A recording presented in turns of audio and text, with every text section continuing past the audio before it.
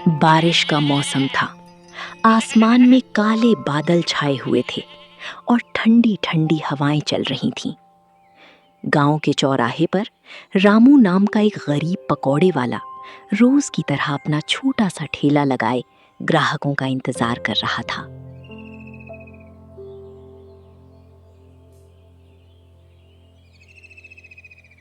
हे भगवान, कल भी पूरे दिन बारिश होती रही, इसलिए मेरा ठेला ज्यादा चला नहीं। बड़ी मुश्किल से थोड़ा बहुत सामान बिका था। आज फिर वही मौसम है। बस इतनी कृपा करना कि आज मेरी मेहनत रंग ले आए, सारे पकौड़े बिक जाएं और मैं खुशी खुशी घर लौटूं। रामू अभी मन ही मन यही सोच रहा था कि तभी अचानक उसे दूर से दो ग्राहक उसके ठेले की ओर आते दिखाई दिए। दोनों को अपनी तरफ आते देखकर उसके चेहरे पर उम्मीद की मुस्कान लौट आई। उसे लगा कि शायद आज की कमाई की अच्छी शुरुआत होने वाली है। अरे रामू भैया, एक प्लेट गर्मा गर्म पकौड़े बना दो। आज तो मौसम भी बड़ा बढ़िया है। अभी लीजिए भैया, बस 2 मिनट का इंतजार कीजिए। ऐसे गर्मा गर्म और कुरकुरे पकोड़े बनाऊंगा कि आपको मजा आ जाएगा। रामू जैसे ही गर्मा गर्म पकौड़े तलने के लिए कढ़ाई की ओर बढ़ा, तभी अचानक आसमान में काले बादल गरजने लगे। देखते ही देखते तेज बारिश शुरू हो गई। कुछ ही पलों में रामू का पूरा ठेला बारिश में भीगने लगा। अरे यार, बारिश तो बहुत तेज हो गई। यहाँ तो खड़े खड़े ही पकौड़े खाने पड़ेंगे और पूरी तरह भीग भी जाएंगे। चलो सामने सूरदास के ढाबे पे चलते हैं। वहाँ आराम से बैठकर गर्मा गर्म पकौड़े खाएंगे और बारिश से भी बच जाएंगे। हाँ यार, तू बिल्कुल ठीक कह रहा है। यहाँ तो भीग जाएंगे। चल सामने सूरदास के ढाबे पर चलते हैं, वहीं आराम से बैठकर गर्मा गर्म पकौड़े खाते हैं। अरे भैया, बस 2 मिनट और रुक जाइए। मैंने तो सारा सामान तैयार कर लिया है। अभी गर्मा गर्म पकोड़े निकाल देता हूँ, फिर आराम से जहाँ मन करे वहाँ जाकर खा लीजिए।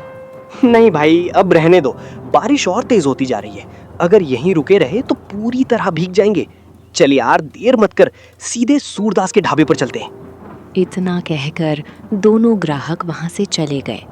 रामू बस उन्हें जाते हुए देखता रह गया। उसके चेहरे की मुस्कान पल भर में गायब हो गई और उसकी सारी उम्मीदें फिर से टूटती हुई नजर आने लगी। हे भगवान, ये कैसी परीक्षा ले रहे हो मेरी? सुबह से एक एक ग्राहक का इंतजार कर रहा हूँ। जो भी आता है बारिश की वजह से बिना कुछ खाए ही चला जाता है। क्या आज मेरी मेहनत की कोई कीमत नहीं मिलेगी? अगर आज भी कमाई नहीं हुई तो घर कैसे जाऊंगा? प्रभु, मैं मेहनत करने से कभी पीछे नहीं हटता। बस आज मेरी मेहनत को यूं ही बेकार मत जाने देना। मुझे इतना सहारा जरूर देना कि मैं शाम को खाली हाथ घर ना लौटूं। रामू अभी भगवान से मन ही मन प्रार्थना कर ही रहा था कि तभी पास में ठेला लगाने वाला जग्गू अपना ठेला समेटते हुए उसकी तरफ आया। तेज होती बारिश को देखकर उसे रामू की चिंता होने लगी।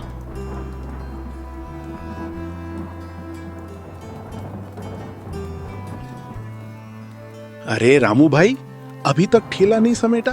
देखो बारिश तो और तेज होती जा रही है। इस मौसम में अब कोई ग्राहक आने वाला नहीं है। मेरी मानो, ठेला समेटो और घर चलो। क्या करूं जग्गू भाई, सुबह से बड़ी उम्मीद लेकर आया था, लेकिन अभी तक एक भी रुपया कमाई नहीं हुई। अगर आज भी खाली हाथ घर चला गया तो मन बहुत दुखी हो जाएगा। सोच रहा हूं थोड़ी देर और रुक जाऊं, शायद कोई ग्राहक आ जाए। अरे रामू भाई, इतनी चिंता मत करो। बारिश किसी के बस की बात नहीं होती। आज नहीं तो कल सही। मेरी बात मानो, अब ठेला समेटो और घर चलो। अपनी मेहनत पर भरोसा रखो, अच्छे दिन जरूर आएंगे। नहीं जग्गू भाई, मैं थोड़ी देर और इंतजार करूंगा। क्या पता भगवान किसी ग्राहक को मेरे पास भेज दें। अगर कोई नहीं आया तो मैं भी ठेला समेटकर घर चला जाऊंगा। ठीक है रामू भाई, जैसी तुम्हारी मर्जी, लेकिन ज्यादा देर मत करना। अगर बारिश और तेज हो गई तो ठेला संभालना भी मुश्किल हो जाएगा। भगवान पर भरोसा रखो, सब अच्छा होगा। मैं चलता हूँ, तुम भी अपना ख्याल रखना। इतना कहकर जग्गू अपना ठेला लेकर वहां से चला गया। अब रामू अकेला अपने ठेले के पास खड़ा हर आने वाले ग्राहक का इंतजार करने लगा। बारिश थमने का नाम नहीं ले रही थी। तभी रामू ने देखा एक बूढ़ा व्यक्ति भीगता हुआ उसकी तरफ बढ़ रहा था। उसके चेहरे पर भूख और थकान साफ दिखाई दे रही थी।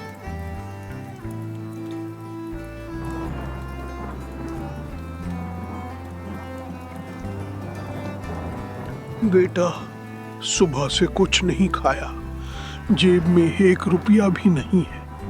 अगर थोड़ा सा खाने को मिल जाए तो भगवान तुम्हारा भला करेगा। रामू कुछ पल के लिए सोच में पड़ गया। फिर उसने बूढ़े के चेहरे की ओर देखा और बिना एक पल की देर किए मुस्कुरा दिया। बाबा, पैसों की बिल्कुल चिंता मत कीजिए। भूखे इंसान को खाना खिलाना सबसे बड़ा धर्म होता है। आप यहीं रुकिए, मैं अभी आपके लिए गर्मा गर्म पकौड़े बना कर देता हूँ। इतना कहकर रामू ने बिना देर किए कढ़ाई में पकौड़े डाल दिए। कुछ ही पलों में गर्मा गर्म पकौड़ों की खुशबू चारों तरफ फैलने लगी।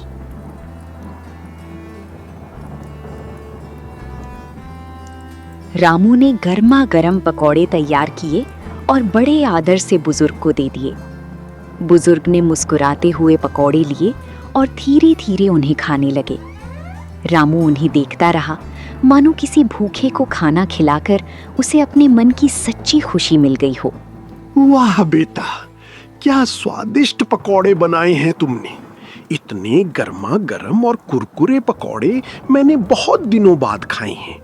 तुम्हारे हाथों में सचमुच स्वाद का जादू है। भगवान तुम्हारी मेहनत जरूर रंग लाएंगे। धन्यवाद बाबा, आपको मेरे पकौड़े पसंद आए, यही मेरे लिए सबसे बड़ी खुशी है। भगवान की कृपा रही तो मेहनत करता रहूंगा और हमेशा ऐसे ही गर्मा गर्म पकौड़े खिलाता रहूंगा। बेटा, मुझे माफ कर देना। मेरे पास तुम्हें देने के लिए 1 रुपया भी नहीं है। काश मैं तुम्हारी इस नेकी का बदला चुका पाता। लेकिन इतना विश्वास रखो, जो इंसान बिना किसी स्वार्थ के भूखे का पेट भरता है, भगवान उसकी झोली कभी खाली नहीं रहने देते। अरे बाबा, ऐसी बातें मत कीजिए। आपने पेट भरकर मेरे पकौड़े खा लिए, मेरे लिए यही सबसे बड़ी बात है। इंसानियत का कोई दाम नहीं होता। अगर मेरे हाथों किसी भूखे का पेट भर गया तो समझिए मेरी आज की मेहनत सफल हो गई। ठीक है बेटा, अब मैं चलता हूँ।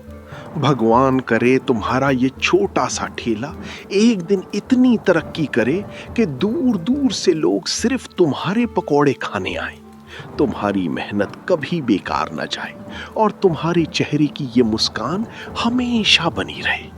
इतना कहकर बुजुर्ग मुस्कुराते हुए वहां से चले गए। रामू कुछ देर तक उन्हें जाता हुआ देखता रहा। बारिश अब भी लगातार हो रही थी। लगता है ये बारिश अब रुकने वाली नहीं है। अब घर चला जाना ही ठीक रहेगा। माँ और कविता को समझा दूंगा कि आज बारिश की वजह से कमाई नहीं हो सकी। चलो, अब ठेला समेट ही लेता हूँ। बारिश बंद होने का नाम नहीं ले रही थी। आखिरकार रामू ने अपना ठेला समेटा और भारी मन से अपने घर की ओर चल पड़ा। पूरे रास्ते उसके मन में बस यही चिंता थी कि आज बिना कमाई के घर वालों का सामना कैसे करेगा।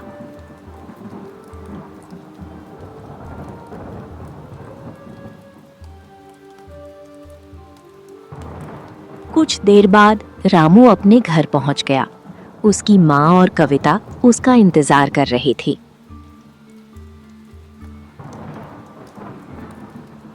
आ गए बेटा, आज बहुत देर हो गई। मैं और कविता कब से तुम्हारा इंतजार कर रहे थे। बताओ, आज ठेले पर काम कैसा रहा? बारिश की वजह से कहीं ज्यादा परेशानी तो नहीं हुई? माँ, आज बारिश की वजह से ठेले पर कोई कमाई नहीं हो पाई। लेकिन एक भूखे बुजुर्ग बाबा आए थे। उनके पास खाने के लिए पैसे नहीं थे, इसलिए मैंने उन्हें बिना पैसे लिए गर्मा गर्म पकौड़े खिला दिए। आपने बिल्कुल सही किया। भूखे इंसान को खाना खिलाने से कभी कोई गरीब नहीं होता। मुझे पूरा विश्वास है कि भगवान आपकी इस नेकी का फल जरूर देंगे। कविता बिल्कुल ठीक कह रही है बेटा। भूखे को खिलाया हुआ निवाला कभी व्यर्थ नहीं जाता। भगवान देर जरूर करते हैं, लेकिन मेहनत और नेकी का फल एक दिन अवश्य देते हैं। अब चिंता छोड़ो, खाना खाओ और आराम करो। कल का दिन जरूर अच्छा होगा। ठीक है माँ, आपकी बातें सुनकर मन हल्का हो गया। अब मैं भी यही उम्मीद करूंगा कि कल का दिन अच्छा हो। भगवान पर भरोसा है, एक ना एक दिन हमारी मेहनत जरूर रंग लाएगी।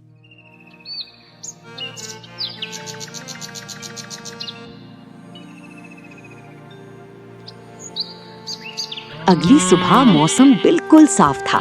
रामू भी नई उम्मीद के साथ अपने ठेले पर खड़ा होकर ग्राहकों का इंतजार कर रहा था। चलो, आज तो मौसम भी बिल्कुल साफ है। लगता है भगवान ने आज मेरी सुन ली। बस आज अच्छी कमाई हो जाए ताकि माँ और कविता के चेहरे पर फिर से मुस्कान लौट आए। इसी बीच 2 ग्राहक रामू के ठेले की ओर बढ़ते हुए दिखाई दिए। उन्हें देखकर रामू के मन में फिर से उम्मीद जाग उठी।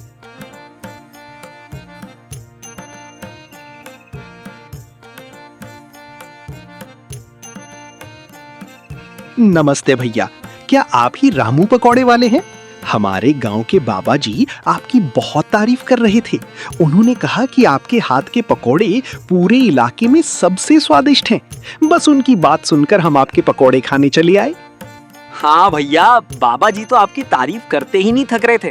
उन्होंने कहा था कि अगर कभी इस तरफ आना हो तो रामू के पकौड़े जरूर खाना। इसलिए आज हम सबसे पहले आपके ही ठेले पर आ गए। नमस्ते भैया, आपका बहुत बहुत स्वागत है। आइए, आज आपको अपने हाथों के गर्मा गर्म पकौड़े खिलाता हूँ। उम्मीद है कि मेरे पकौड़े आपको भी उतने ही पसंद आएंगे। रामू ने मुस्कुराते हुए पकौड़े बनाने शुरू किए।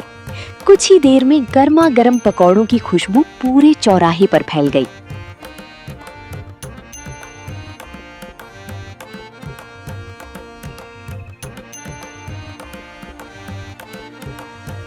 लीजिए भैया, आपके गर्मा गर्म पकौड़े तैयार हैं।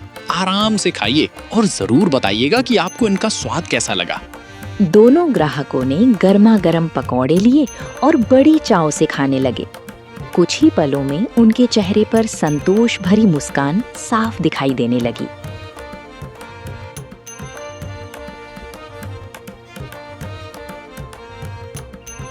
वाह भैया, बाबा जी बिल्कुल सही कह रहे थे। इतने स्वादिष्ट और कुरकुरे पकौड़े हमने पहले कभी नहीं खाए। सच कहूं, आपके हाथों के स्वाद की बात ही अलग है। बिल्कुल सही कहा। अब तो जब भी इस तरफ आएंगे आपके पकौड़े खाए बिना वापस नहीं जाएंगे और अपने गांव में भी सबको बताएंगे कि सबसे स्वादिष्ट पकौड़े यहीं मिलते हैं। आप दोनों का दिल से धन्यवाद भैया। आपने मेरे पकौड़े पसंद किए, यही मेरे लिए सबसे बड़ी खुशी है। अब जब भी इस रास्ते से गुजरें, मेरे ठेले पर जरूर आइएगा। दोनों ग्राहकों ने पैसे दिए और खुशी खुशी वहां से चले गए। इसके बाद धीरे धीरे रामू के ठेले पर ग्राहकों की भीड़ लगने लगी और उसका छोटा सा ठेला पूरे इलाके में मशहूर हो गया। अगर आपको ये कहानी पसंद आई हो तो वीडियो को लाइक करें, HD कहानी 111 को सब्सक्राइब करें। धन्यवाद।